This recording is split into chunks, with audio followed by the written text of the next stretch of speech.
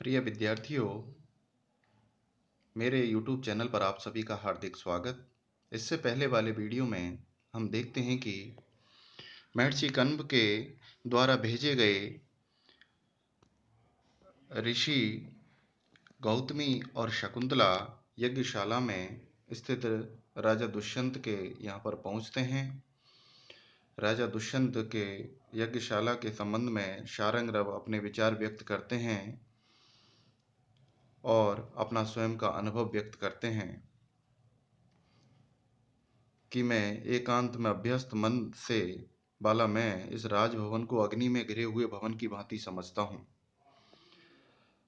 तब शारदबद, जो महर्षि कण्व के ही दूसरे शिष्य हैं, वे कहते हैं कि नगर में प्रवेश करने से आपकी ये स्थिति हो गई है क्योंकि मैं भी लगभग कुछ ऐसा ही अनुभव कर रहा हूँ। क्या अनुभव कर रहा हूँ, इसी का अभिज्ञान शाकुंतलम नाटक के पंचम अंक के 11वें पद्य में वर्णन किया गया है।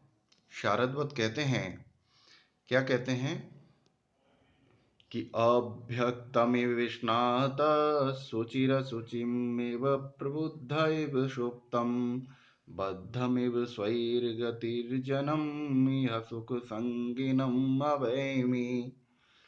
अहम अपि, क्योंकि मैं भी, इह यहाँ अर्थात इस राजधानी में, सुख संगिनम, सुख संगिनम, सुखों में आसक्त, जन्म यानी लोगों को इस प्रकार समझ रहा हूं जैसे स्नाता, जैसे एक स्नान किया हुआ व्यक्ति अभ्यक्तमेव, तेल लगाए हुए व्यक्ति को, तेल की मालिश किए हुए व्यक्ति को देखता है। जैसे शुचि, एक पवित्र व्यक्ति असुचिमेव, असुचि यानी अपवित्र व्यक्ति को देखता है। जैसे प्रबुद्धा, जागा हुआ व्यक्ति सुप्तमेव, सुप्त हुए, सोए हुए को तो देखता है। स्वैर गति, स्वच्छंद आचरण करने वाले, स्वतंत्रता पूर्वक विचरण करने वाला, जैसे बद्धमेव, बंधे हुए को समझता है। वैसा ही मैं इस राजधानी में सुखों को, उपभोगों को, भोग की वस्तुओं में आसक्त लोगों को मैं अवैमी समझ रहा हूँ।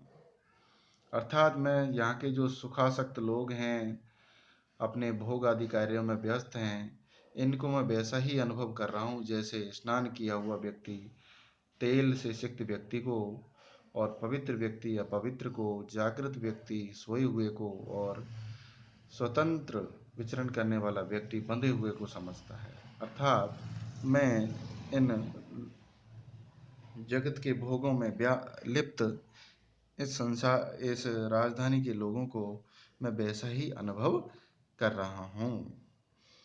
तो इस पद्य में जो उपमाएं दी गई हैं एक के बाद एक, उन सबके कारण यहाँ पर उपमाओं की एक माला सी गुथ जाती है, इसलिए मालोपमा अलंकार है और आर्या नामक छंद है। अब शकुंतला, गौतमी आदि वहाँ पर राजा के समीप पहुँचते हैं। पुरोहित जो हैं वो उनको कहते हैं कि ये महाराज बैठे हमारे आसन पर को छोड़ करके आप लोगों की ही प्रतीक्षा कर रहे हैं, आप इनसे मिलिए। तब शारंगरव कहते हैं कि हे महाब्राह्मण, यद्यपि राजा का यह कार्य अत्यंत अभिनंदनीय है, तो भी हम लोग इस विषय में उदासीन से हैं, मध्यस्थ हैं, क्योंकि ये उनका स्वाभाविक कर्तव्य है, उनकी जिम्मेदारी है। क्या? इसी की वर्णन इस 12वें पद्य में शारंगरव करते हैं। क्या कहते हैं कि भवन्ति नम्रास्तरवफलागमैर्नवाम्भुविर्दूरविलम्बिनो घनः अनुद्धतः सत्पुरुषः समृद्धिभिः स्वभाव एवैष परोपकारिणाम्। कि हम समझते हैं कि महाराज का ये दायित्व है, कर्तव्य है। क्यों? क्योंकि तरवा जिस प्रकार पेड़ फलागमई, फलों के आने पर, फलों से लदने पर नम्रहा भवन्ति, नीचे की ओर झुक जाते हैं, और घनहा यानी जो मेघ हैं, बादल हैं, वो भी नवाम्भु भी, नए नए जल का को भरने के कारण दूर तक विलंबिनो, नीचे झुके हुए नजर आते हैं। अर्थात जब बादलों में पानी होता है तो वो भी धरातल की ओर झुके हुए नजर आते हैं। और सत्पुरुषहा, जो सज्जन पुरुष होते हैं, वे भी समृद्धि भी, धन धान्य से समृद्धि होने पर, ऐश्वर्य से युक्त होने पर अनुद्धता, और भी नम्र हो जाते हैं। अर्थात वह और भी विनम्रता के साथ लोगों के साथ पेश आते हैं। क्यों आते हैं? क्योंकि एषः यानी ये जो स्वभाव है, स्वभाव, ये जो स्वभाव है वो परोपकारी नाम, परोपकारियों का जो ये स्वभाव है वह स्वभाव ही है। अर्थात परोपकारी जो लोग होते हैं उनका ये नित्य स्वभाव होता है।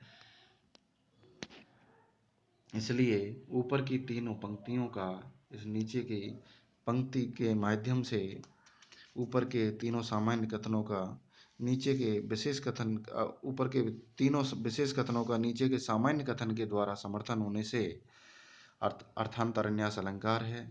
साथ ही राजा की अप्रत्यक्ष प्रशंसा होने से यहाँ पर अप्रस्तुत प्रशंसा अलंकार भी है, तथा अतिशयोक्ति तथा माला प्रतिवस्तुपमा अलंकार है।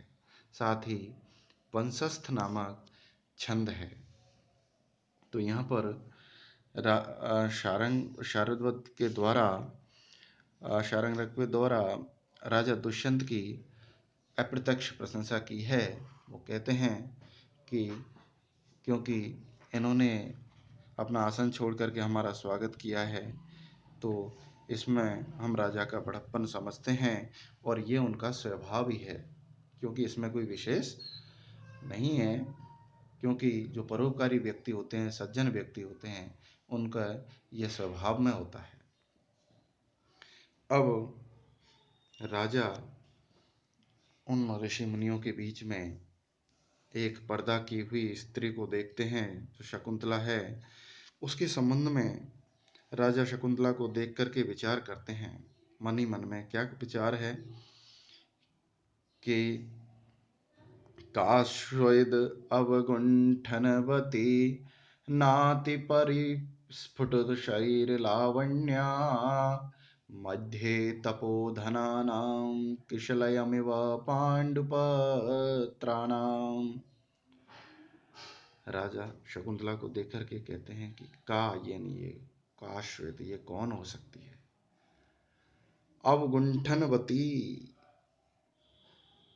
जो पर्दा की हुई है, न अति परिस्फुटित शरीर लावण्या, शरीर के सौंदर्य को जिसने अधिक प्रकट नहीं किया है, अर्थात जो शरीर के लावण्य का जिस शरीर का लावण्य जिसका अभी स्पष्ट प्रतीत नहीं हो रहा है, क्योंकि पर्दा कर रखा है, कपड़े पूरे ढंग से पहन रखे हैं, ऐसी ये पर्दे करने वाली औरत काश्वित कौन हो सकती है? क्योंकि मैं इसको उसी भांति देखता हूं जैसे, क्योंकि तपोधनानाम मध्य, तपोधनानाम यानी तपस्वियों के मध्य यानी बीच में, ये मुझे पांडुपत्राणाम, पीले पत्तों के बीच में स्थित किसलयमेव, नवीन पराग में लालिमा युक्त कोमल पल्लव को मैं जिस प्रकार देखता हूँ, जिस प्रकार पीले पत्तों के बीच एक नया प्रस्फुटित पत्ता अपनी लालिमा से सबको आकर्षित करता है, ठीक उसी प्रकार इन तपस्वियों के बीच में स्थित ये है जिसने अपना शरीर का लावण्य यानी सौंदर्य अधिक स्पष्ट नहीं किया है और पर्दा की हुई है, ये कौन हो सकती है? तो यहाँ राजा के मन में जो चल रहा तर्क वितर्क शकुंतला को देख करके वह प्रकट हुआ है। क्योंकि जिस प्रकार पीले पत्तों के मध्य किशले की भांति इन तपस्वियों के मध्य में घूंघट वाली लंबा घूंघट की हुई तथा जिसके सौंदर्य का शारीरिक सौंदर्य को ठीक प्रकार से अभी अनुमान नहीं हो पा रहा है, ऐसे ये कौन है। ऐसे राजा दुष्यंत के मन में जो तर्क वितर्क चल रहा था वह इस पद्य के माध्यम से स्पष्ट हुआ है। इस पद्य से सामान्यतः यह भी हम अनुमान लगा सकते हैं कि उस समय राज परिवार में पर्दा प्रथा प्रचलित थी। साथ ही यहाँ पर उपमा अलंकार किशलयमिव शब्द के कारण है, साथ ही काव्यलिंग अलंकार भी है और आर्या नामक छंद है। अब प्रतिहारी जो सेविका है राजा की वित्रवती, वह भी कहती है कि महाराज, मेरे मन में भी ऐसा ही तर्क चल रहा है, क्योंकि इसकी आकृति वास्तव में सौंदर्य युक्त है और ये सबको अपनी ओर ध्यान आकर्षित कर रही है। तब राजा उनसे कहते हैं कि अनिर्वर्णनीयम परकलत्रम, पराई स्त्री के बारे में वार्तालाप नहीं करना चाहिए, ज्यादा ध्यान देना नहीं चाहिए। तब राजा का जो पुरोहित है वह उनको निवेदन करते हैं कि ये मेरे द्वारा शिष्टाचार पूर्वक लाए गए जो ऋषि जन हैं, ये आपके लिए कुछ संदेश लाए हैं, तो आप इनका संदेश सुने। तब राजा कहते हैं कि ठीक है, कहिएगा, मैं सावधान पूर्वक सुन रहा हूँ। तब राजा सभी का अभिवादन करते हैं। राजा पूछते हैं कि अपि निर्विघ्न तपसो मुनया, क्या ऋषियों की जो तपस्या आदि कार्य है वो निर्विघ्न पूर्वक चल रहे हैं। तब वे ऋषि अर्थात सारंगरव और शारदवत कहते हैं, क्या कहते हैं कि कुतो धर्म क्रिया विघ्नः सताम रक्षितरि त्वयि तमस्तपति धर्मांशो कथमिवाभिर्भविष्यति। कि सताम रक्षितरि, सज्जनों की रक्षा करने वाले त्वयि यानी तुम्हारे होते हुए, धर्म क्रिया विघ्न, धार्मिक क्रियाओं में, यज्ञ आदि क्रियाओं में, विघ्न कुतः, अरे विघ्न कैसे आ सकता है। आप जैसे प्रजापालक राजा के होते हुए हमारी धार्मिक क्रियाओं में विघ्न उत्पन्न होने का तो प्रश्न ही नहीं उठता। क्यों? क्योंकि घर मानशऊ, सूर्य के तपति यानी तपने पर, तमा यानी अंधकार, कथम यानी कैसे, आविर्भविष्यति उत्पन्न हो सकता है। अर्थात सूर्य के तपने पर जिस प्रकार अंधकार नहीं टिक सकता, ठीक वैसे ही आपके होते हुए हमारी यज्ञ आदि क्रियाओं में कोई विघ्न उत्पन्न करने की सोच भी नहीं सकता। तो यहाँ पर इस पद्य में सूर्य के दृष्टांत के माध्यम से राजा के यश का, प्रताप का वर्णन किया गया है। दृष्टांत अलंकार है और कुतः शब्द से अर्थापत्ति अलंकार भी है। साथ ही इसमें श्लोक नृत्य नामक छंद है। आइए देखते हैं अगले पद्य की ओर। शारंगरव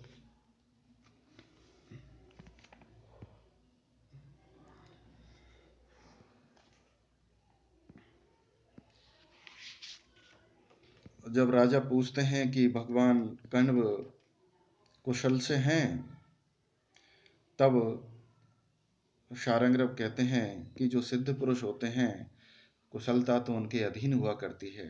अर्थात हमारे सिद्ध पुरुष, सिद्ध तपस्वी, पहुंचे हुए तपस्वी महर्षि कण्व के ये कुशलता अकुशलता तो सब उनके अधीन है, अर्थात वो जितेंद्रिय व्यक्ति हैं। तब शारंगरव महर्षि कण्व के द्वारा भेजे गए संदेश को राजा के सामने कहते हैं। क्या कहते हैं कि जो आपने परस्पर प्रतिज्ञा पूर्वक मेरी इस पुत्री के साथ विवाह किया है, अतः मैं प्रसन्नता के साथ आप दोनों को अनुमति प्रदान करता हूं। क्या कहते हैं महर्षि कण्व राजा दुष्यंत के लिए? वो कहते हैं कि त्वमर्तां प्राग्रशरा स्मृतोऽसि नः शकुन्तला मूर्तिमती च सत्क्रिया समानयस्तुल्यगुणं वधूवरं चिरस्य वाच्यं न गतः प्रजापतिः। के यानी त्वम यानी तुम, अर्हताम यानी योग्य जनों में, प्राग्रसरा स्मृतो असी माने गए हो। प्राग्रसरा यानी श्रेष्ठ अग्रगण्य, स्मृता यानी माने, असी यानी गए हो, न यानी हमारे के द्वारा। और शकुंतला, जो शकुंतला है मेरी पुत्री, ये भी मूर्तिमती साक्षात सत्क्रिया, सत्कृतियों का यानी सत्कर्मों का, सद्विचारों का, सत्संस्कारों की मूर्ति के स्वरूप है, अर्थात यह सर्वगुण संपन्न है। इस प्रकार वधू वरम, वधू यानी शकुंतला और वरम यानी दूल्हा यानी आप राजा दुष्यंत, तो दोनों के तुल्य गुणम, समान गुणों को समानया देखते हुए प्रजापति ब्रह्मा भी चिरश दीर्घ काल के उपरांत वाच्यम न गता, अर्थात अपवाद के पात्र नहीं होंगे, निंदा के पात्र नहीं होंगे। अर्थात प्रजापति ब्रह्मा ने संयोगवश जो आप दोनों का मिलन किया है, आप दोनों को पति पत्नी के रूप में मिलाया है, ये उनका बहुत ही अद्भुत कार्य है और सभी इसका हम सम्मान करते हैं, क्योंकि तुम योग्य जनों में, श्रेष्ठ व्यक्तियों में अग्रगण्य हो। शकुंतला भी सद संस्कारों और सत्क्रियाओं का मूर्तिमान रूप है, साकार रूप है। तो इस प्रकार आप दोनों दूल्हा दुल्हन के समान गुणों को देखते हुए प्रजापति ब्रह्मा भी प्रसन्न होंगे। यही इस पद्य में वर्णन किया गया है कि तुम हमारे लिए पूजनीयों में प्रमुख हो एवं शकुंतला शरीर धारणी सत्क्रिया है। तो समान गुणों वाले वधू और वर को मिलाते हुए प्रजापति भी बहुत दिनों के बाद निंदा के पात्र नहीं हुए, अर्थात बहुत दिनों के बाद एक योग्य जोड़ा उनके द्वारा बनाया गया है। तो इस प्रकार इस पद्य में शार्ंगधर के द्वारा महर्षि कण्व का जो संदेश है वो राजा के सामने प्रस्तुत किया है, और साथ ही विधाता के अद्भुत संयोग और अद्भुत विधान की प्रशंसा भी यहाँ पर महर्षि कण्व के शब्दों में की है।